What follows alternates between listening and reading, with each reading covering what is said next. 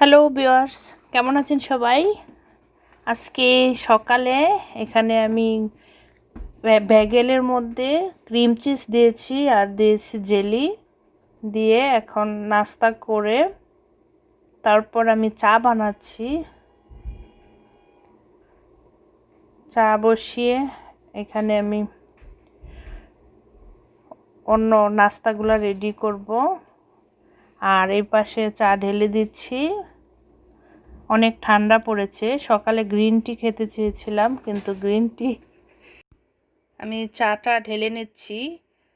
আর green tea বানাইছি না, ভাবলাম যে রেগুলার দুধ চাটাই খাই, দুধ চাটাই খেতে ইচ্ছা করতেছিল।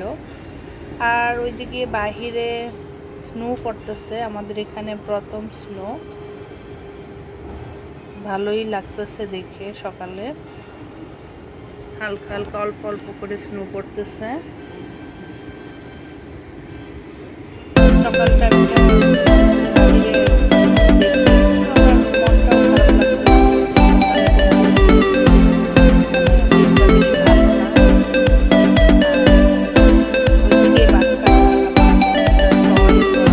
করবে, আমি এই টয়টা শ্যুট করলাম যে ওরা নিজেরাই ওই টয়টা সেট করবে। অত ওপেন করে পার্ট বাই পার্ট ওপেন করে ওরা সেট করবে। আর বাচ্চাদের তো স্কুল নাই, অনলাইনে ক্লাস। আর এখানে অনলাইনে ক্লাস করে ওরা সময় কিভাবে পাস করবে, বাকি সময়টা খুব কষ্টকর হয়ে যায়। সামটাইম মাঝে মধ্যে ওরা নতুন অ্যাক্টিভিটি পাইলে ওরা একটু খুশি হয়, ওদেরও ভালো লাগে, সময় কাটে। আর বাচ্চারা খুশি থাকলে কিন্তু আমাদেরও ভালো লাগে।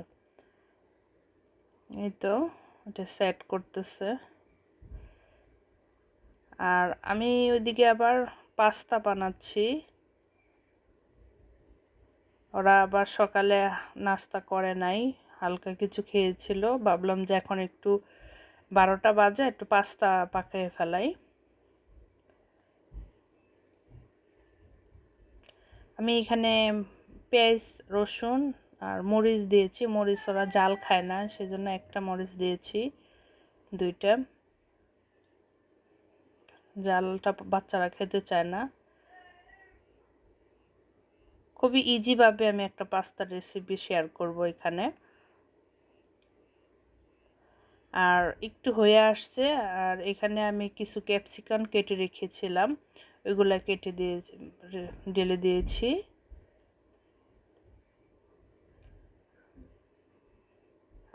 এখন ঢেকে দিব। ক্যাপসিকামগুলো এমনিতেই নরম থাকে, হালকা একটু হইলেই হয়। আমি তেলের মধ্যে জাস্ট ভেজে নিব। এখন দিয়ে দিব পরিমাণ মতো লবণ।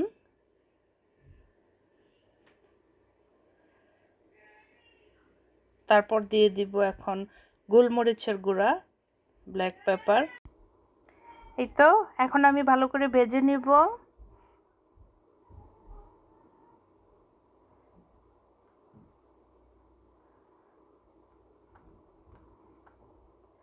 মাঝে মধ্যে বাচ্চারা একটু ডিফারেন্ট নাস্তা খেতে চায়, একরকম নাস্তা খেতে চায় না, রুটি বা অন্য কিছু খেতে চায় না। সেই জন্য মাঝে মধ্যে আমি পাস্তাটা করি সকালে। আবার খুব সকালে খেতে চায় না, একটু পরে খেতে চায়। আর এখানে আমি 2টো সসেস দিয়েছি। আর আমি আবার দুপুর দিকে একটা গ্রিন টি খেয়ে নিচ্ছি। তারপরে আমি আস্তে ধীরে দুপুরের লাঞ্চ করব।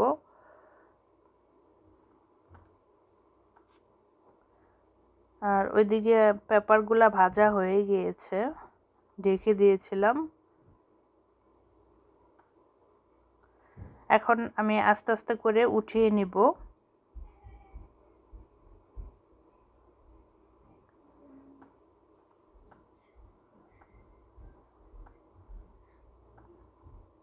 এখন এই পাত্রে আমি সসেসগুলো ভেজে নিব। যে চিকেন সসেস, ফ্রোজেন সসেসগুলো, এগুলো আমি জাস্ট খালি সিদ্ধ করে কেটে এখন ভেজে নিব। আর দিয়ে দিচ্ছি সয়া সস।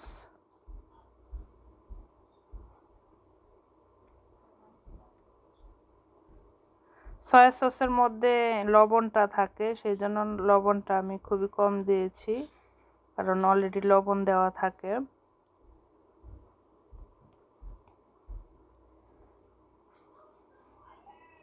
হালকা একটু ভেজে নিব, নিয়ে তারপর এখন উঠিয়ে ফেলবো।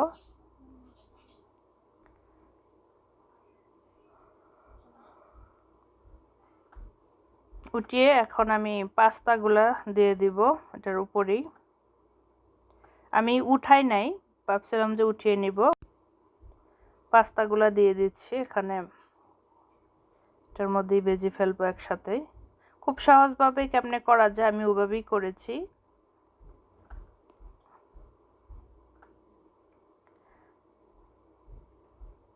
তো কিছুক্ষণ হবে, নিচ দিয়ে কিছুক্ষণ হয়ে যাবে, তারপর দিয়ে দিচ্ছি কেচাপ, টমেটো কেচাপ। এটা পরিমাণ মতো দিয়েছি, যে 2 চামচের পরিমাণ। খুব বেশি দেওয়া যাবে না, কারণ লবণ থাকে কেচাপের মধ্যে, আবার সয়া সসের মধ্যে লবণ থাকে। এখন কিছুক্ষণ ভেজে নিব।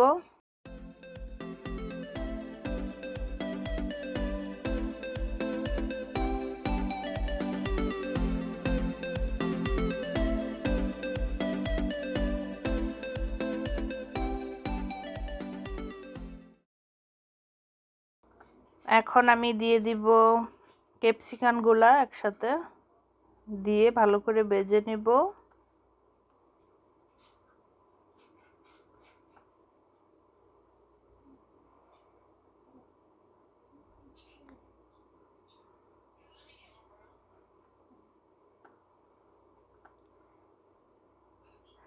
এখন আমি যখন হয়ে আসে তখন উপর দিয়ে কিছু চিজ দিয়ে দিব।